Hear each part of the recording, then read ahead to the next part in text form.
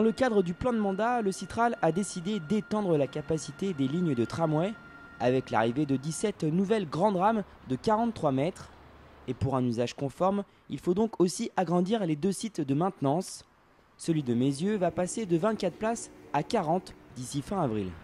Depuis 2001, construction des 2 premières lignes, la fréquentation des réseaux de tramway a augmenté continuellement. Et depuis la création de T4, on a eu une forte augmentation aussi sur T4. Actuellement, elle est exploitée avec 16 rames de 32 mètres. Et donc, on va remplacer les 16 rames de 32 mètres par des rames de 43 mètres. Pour étendre le remisage à Mézieux, des spécialistes procèdent à diverses interventions.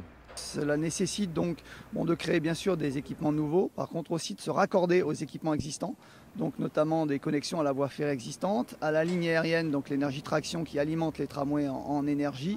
Voilà, donc ça va impacter le fonctionnement du dépôt puisque ça va nécessiter des coupures le temps des raccordements. Donc c'est une planification importante avec l'exploitant et la maintenance pour garantir le maintien en conditions opérationnelles, donc des lignes, et le maintien bien sûr du service public tramway. Ce projet global, augmentation capacité de tramway, représente un budget de 81 millions d'euros. Il comprend l'arrivée des nouvelles rames et l'agrandissement des 2 dépôts. À Saint-Priest, l'opération est prévue pour mi-2019.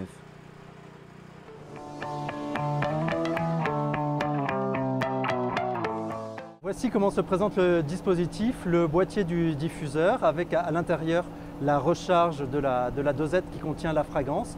Et cette fragance va se diffuser via un tuyau dans le couloir d'accès entre la station et le quai. C'est tout nouveau dans le métro lyonnais. Le réseau TCL vient d'installer des diffuseurs de parfums dans les 9 stations les plus fréquentées.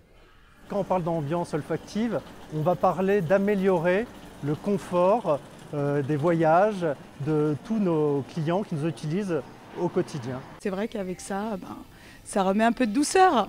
Ouais, c'est sympa. C'est sympa, j'avoue que... Puis en plus, si ça peut détendre un peu, j'adhère. En cas de retour positif, le dispositif pourrait être étendu à d'autres stations dans les prochains mois.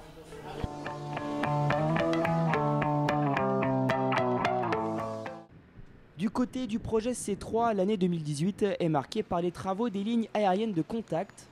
Le trolleybus est alimenté par des câbles électriques qu'il faut réinstaller sur le cours Tolstoï, la rue Léon Blum et comme on le voit ici sur le cours Lafayette. On a des ancrages en façade à installer. C'est des petits anneaux qui viennent sur les façades sur lesquels on va accrocher les fils qui vont maintenir la ligne aérienne d'alimentation électrique. On a évidemment quelques poteaux à installer.